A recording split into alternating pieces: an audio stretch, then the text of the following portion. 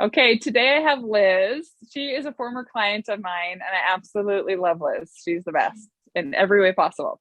I'm so excited to have you on. She's going to be talking today about pregnancy, post recovery, and then postpartum post recovery. She recently had a baby 3 months ago. Yeah. 3 months ago? Yeah.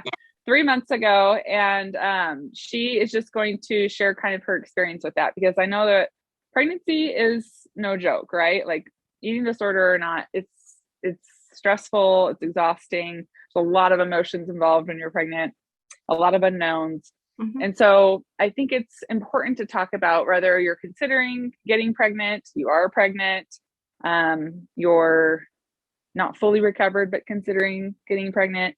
There's a lot of kind of things I think that people aren't aware of, or that just haven't experienced yet, that would be helpful, I think, going into a pregnancy to know. So will you share your experience? I guess first question I want to ask is just like, when you found out you were pregnant, what were your emotions? Did you have any thoughts? Obviously, I know you were excited. I know you wanted that, but did you have any thoughts or fears of like, oh boy, is this going to mess up my recovery? Or did you feel pretty confident when you found out you're pregnant? Yeah. So when we fell pregnant, I was really excited, obviously, but I was very wary of what could happen while I was pregnant. I've got 3 kids, and I've got a 4-year-old and a 2-year-old, and now a 3-month-old. And with my first 2 pregnancies, they were like really easy pregnancies. Like my first daughter, I was not sick at all. It was like a textbook pregnancy. It was totally fine. And then with my son, my 2-year-old now, I had a little bit of nausea, and I felt a bit sick. But again, textbook pregnancy. So then when I fell pregnant with Phoebe, I was pretty much thinking, I'll probably feel a little bit sick, and I might feel a bit gross, but it should be okay. So I was a bit wary that I might feel a bit nauseous, and I had to be on top of that. But I didn't actually realize how sick I could feel. And this pregnancy was different, and I was excited.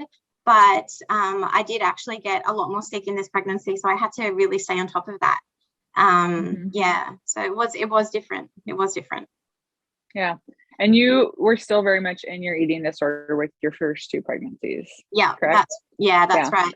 Yeah. So what I found really different with this pregnancy was with my first 2 babies, I was pretty sick with my eating disorder. I was kind of in that quasi recovery where I was eating enough to live a normal life, but not recovered. And so having those 2 pregnancies, I was always really anxious through the pregnancies. And then when I had the babies, my 2 kids, I was still pretty sick through them. And I found that it was just so hard looking after them. I was constantly feeding them. I was constantly anxious. And I found that, like, I don't know if it's different, but this pregnancy, my daughter feeds differently to the way that they did. And I don't know if it was something to do with the way my body's been nourished this time or what. But yeah, I felt like, it was just different. So yeah. Yeah. So when you became very, very sick, and it sort of caught you off guard, because it sounds like your first 2 pregnancies were very different from this last one. How did that impact your recovery? Yeah, so I feel like when I was pregnant with Phoebe, my last baby that I've just had, I was in a really good place with my recovery. I was pretty stable. I had been working with you probably for about 7 or 8 months. And then, I felt like I was really good, in a really good place. And then we found out we were pregnant, and we were really excited. And then after a couple of weeks, I started to get really sick, and I was like, what is going on? Like, this did not happen with my other 2 babies. And then, I started vomiting, and I did everything I could to try and eat whatever sounded good. And then all of a sudden, I still remember I was going down to the coffee shop with my husband, and I just started to have a couple of thoughts of like, oh no, don't get any food with your coffee. Just don't do that. And I was like, what is going on? What is that? Like, where is this coming from? And I hadn't worked with you for maybe a month or 2, because I was so stable in my recovery. I told you I was pregnant. We were really happy. We're having our final baby. And I was like, what is that? What is going on? And I was like, right, I need to contact Becky. I need to get on top of these thoughts right now, because if I let it keep going, I would slip really quickly. Yeah. Yeah. That's so good that you bring that up. Not good that it happened to you, but good that you bring it up, because I think it just nails that point of like, no matter how solid you are in your recovery, if you drop below or if you slip below where your body feels safe and you fall into some state of famine, right? Not fall under a number on a BMI chart, not fall under what might look healthy, but under what your set point is, where your body feels safe and comfortable. If you fall below that, regardless of how stable you are in your recovery, you're going to start getting those eating disorder kind of thoughts again, right? And where your restriction was unintentional, I mean, if you want to call it restriction, or where your energy deficit developed, it was due to something that was somewhat out of your hands, right? You were very, very sick, and probably just, I know you were doing the best. And so when you notice those thoughts coming in, taking action immediately, being like, this is a red flag. This is not okay. This is something I need to, make sure I reverse this or turn this around as fast as possible. And when you're in a good place, an unintentional energy deficit happens, that's a really quite simple fix, right? It's a matter of just going back to the tools that you had before and really honestly just eating more, just getting your weight back up will kind of turn all of that off again. It's almost like an off-on switch. When I was pregnant with Hazel, just my last one, was very solid in my recovery and had been for quite some time. And I get extremely sick with my pregnancies, very, very sick, like going in every day to get IV therapy and infusions with vitamins and sugar water. And it's just not good. And I was doing my very, very best, but I had fallen into what was for me an energy deficit. And I started noticing some thoughts coming up, and I was like, oh, no. And that's when I started doing those IV therapies, because I knew that was going to keep my nausea at bay enough to kind of keep myself nourished properly. And so I just shared that experience, and I'm glad you shared yours, because if that happens, that doesn't mean just because you've had these thoughts that you've had in the past that you fully are relapsing. All that means is, oh my gosh, this is a huge sign that I need to literally just shove food in my mouth as fast as possible to bring my brain back to a place where it's normal, healthy for you. And so, yeah, I always knew that eating disorders were genetic, but when I experienced that, I was like, whoa, these are definitely, like, there's something to being in an energy deficit that turns that back on, unintentional or intentional. So yeah, just want to make sure that's really clear. Yeah, absolutely. Awesome.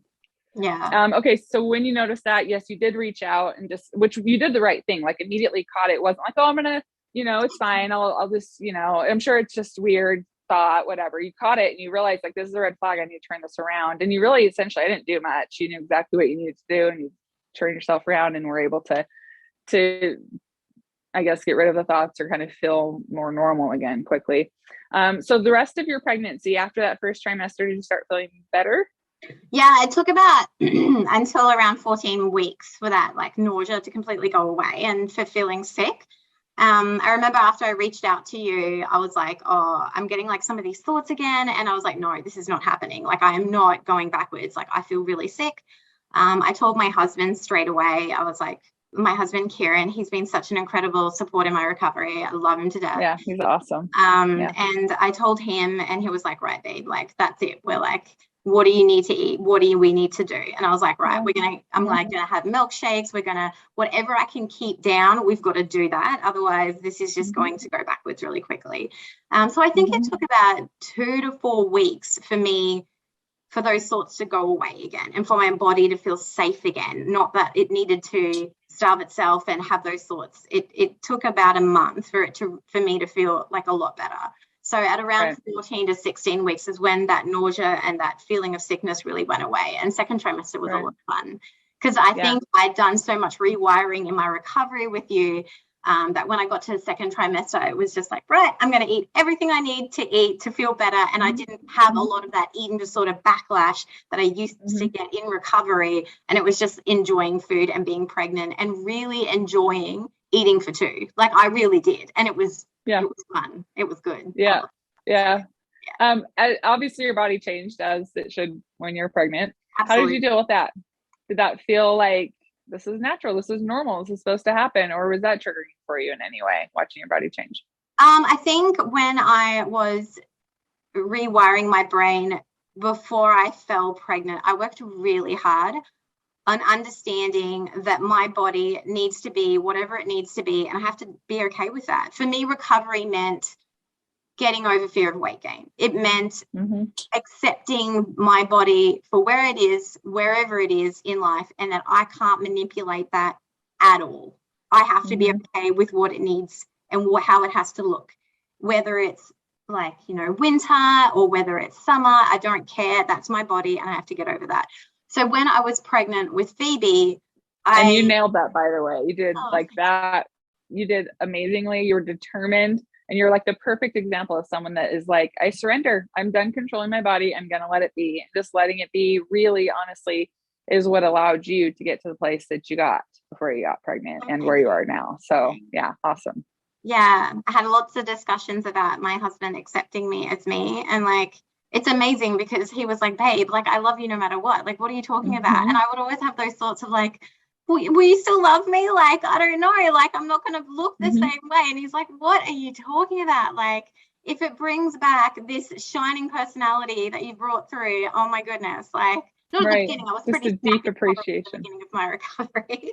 Right. But over time, like, I brought this, I know, he told me I brought this beautiful personality and a mother to my kids that I'd never been. So right.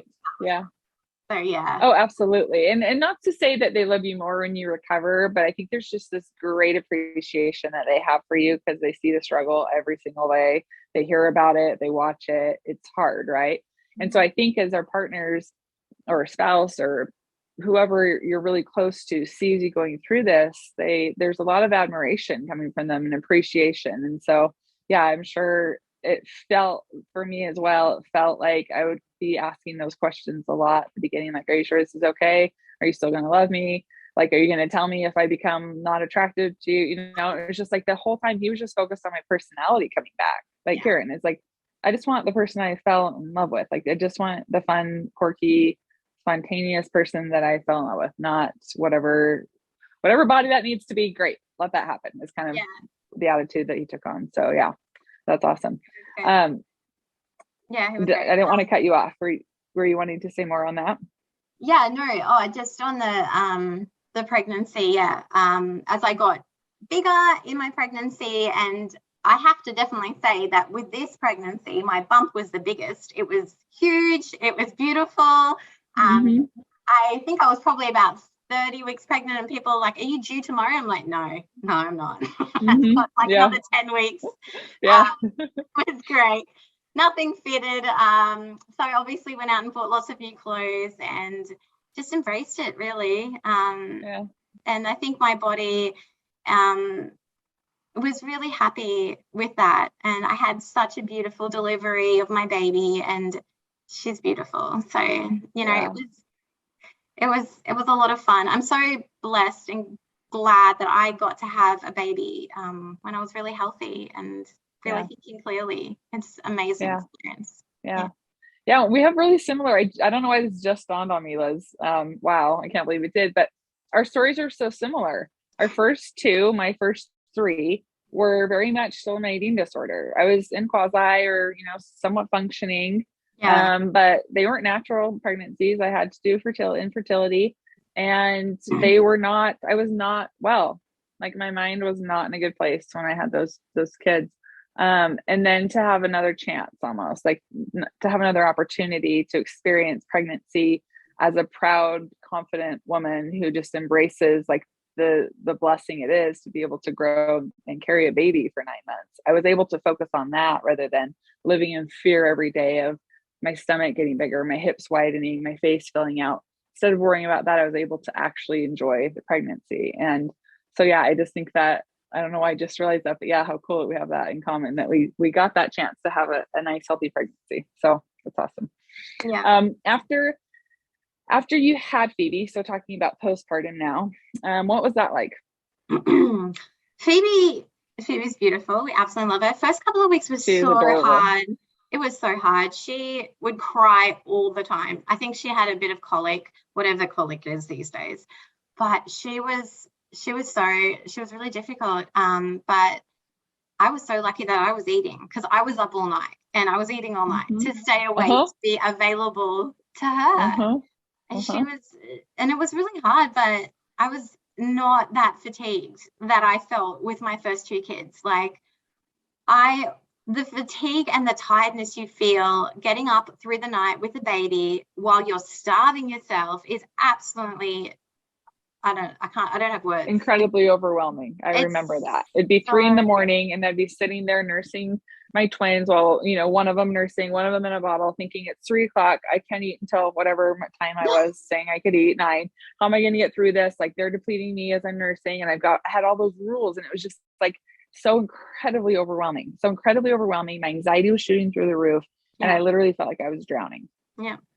Fast forward to being fed, and pretty much every time I woke up in the middle of the night, I was eating something while I was feeding Hazel. Felt a little bit more doable, right? It felt a little bit more like, I'm tired, but I can cope. At least I've got fuel going through my body. So yeah, definitely. So she would be up until like 12 o'clock at night the first couple of weeks, just crying.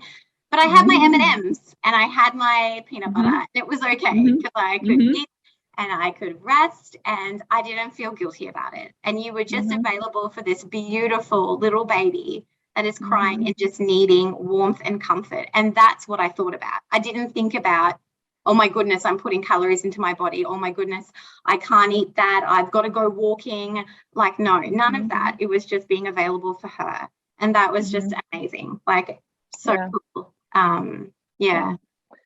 Talking about this is reminding me quite a bit of some stories, not great memories, but memories when my older 3 were just newborns, and I was very much in this mode of night binges every single night, this night eating that I would do. And that cramped my style, having a baby that needed me, that was crying till midnight, like you said. And I would get extremely irritated and frustrated that they wouldn't stop crying, and I could lay them down so I could get to what mattered the most to me at that time, which was that binge, right? It's painful to say out loud, but that was the truth. Absolutely. That really was how that was.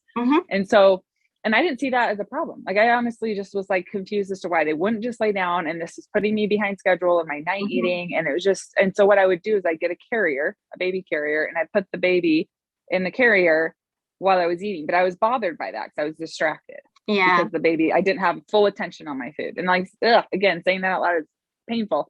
But going to now with Hazel, when she was a newborn, pretty much 95% of what I ate was with her in one arm and me holding something in the other while I was eating, dropping food on her probably, right? And it's like, that's life. And in recovery, you learn eating doesn't have to be perfect. The food's not going to be perfect. It's going to be sloppy. It's going to be messy. It's going to have to be fast, right? It's not always going to be what you wanted. And learning that in recovery not only comes in handy when you have a newborn, but just that is life, like newborn or not. That's kind of what eating is. Sometimes it's fast and it's messy and it's not perfect and you just eat it.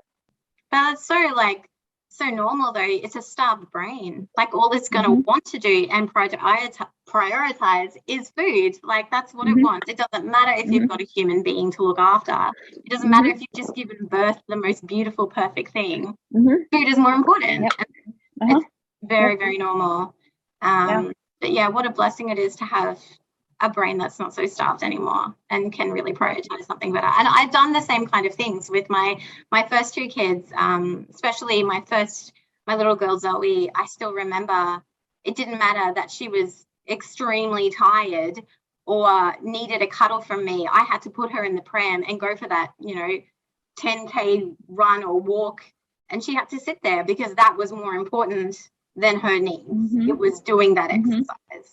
And looking back on that now, it's just so sad. And I'm so happy it's your judgment.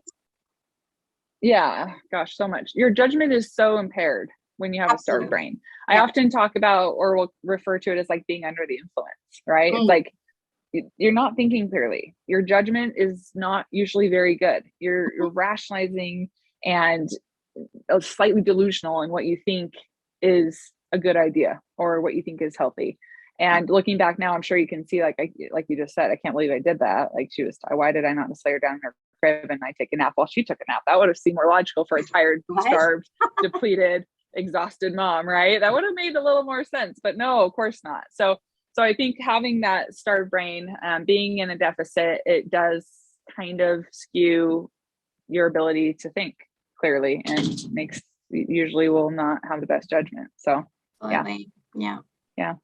So she's 3 months now, and I would say you're still postpartum. I don't know what officially postpartum is. 6 months after you're considered postpartum or Yeah. something. I don't know. Have you felt like a typical, I guess, somebody in postpartum? Have you felt hormonal? Have you felt kind of like emotional? You don't have to say yes or no. I'm just curious to know, like, how has that been for you? I was really emotional with Hazel. Like, I felt, and I think that was unusual for me because with my first three, I didn't experience that. But with Hazel, I actually did have postpartum anxiety, and it was weird. It was really, I had these thoughts that I had never had before, and my brain never thought that way. It was never paranoid about something happening to her, or these intrusive thoughts of something bad happening. It was a really weird experience for me. And I really think, and not to scare people from fully recovering, but I really think because I was able to feel again, right? I started to feel that really intensely after I had her. Did you experience anything like that? Yeah, absolutely. I think the first couple of weeks were extremely difficult for me. I was so lucky to have such a beautiful little baby, and I was in such a good place with my eating disorder, but I had so much emotion that I didn't know what to do with it. And because she wasn't sleeping so well, it was very doable. And I was fueled, but I was crying quite a lot. It was really hard. And I did have quite a lot of emotion. But the best thing that I did about it was I didn't restrict. I actually got some help from one of my psychiatrists. I had a psychiatrist that I could call, and I talked to my psychiatrist and a psychologist for a little while, and it was really, really helpful. And I'm in a really, really good place now, and Phoebe's in such a good place now. But I didn't have to get through that by exercise or restricting my food. I was able just to reach out and talk to my husband, and made sure that I got a lot of sleep that I needed and caught up on that. Right.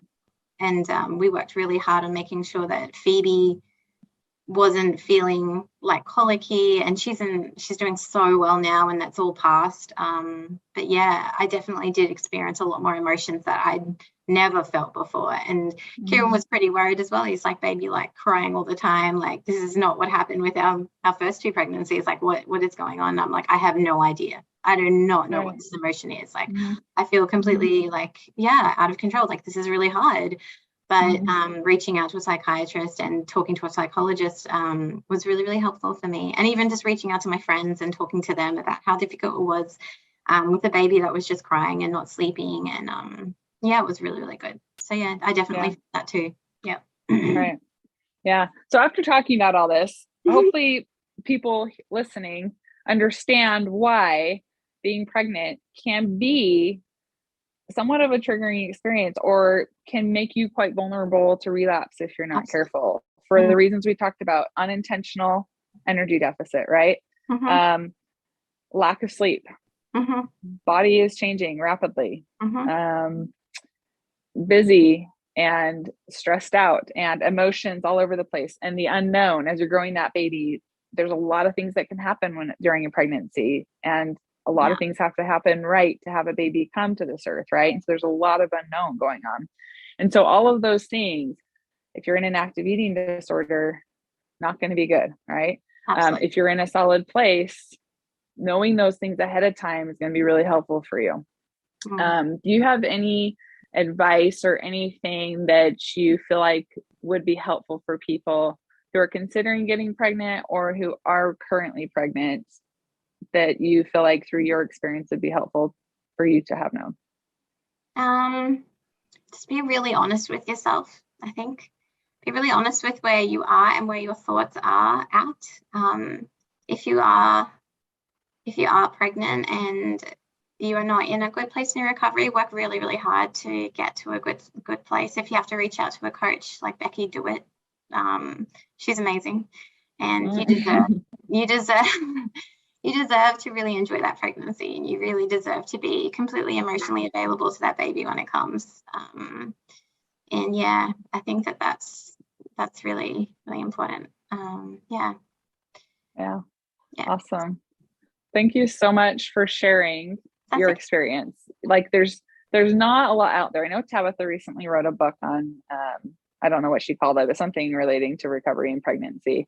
And otherwise, there's just not a lot of people who have gone through recovery from eating disorder had a pregnancy where they started in a good place, and then not experience what that's actually really like, being fully transparent about that, because I think so many moms feel lonely or feel like they're the only ones, or just really isolated, or, well, this is a unique situation, I don't know how to deal with it.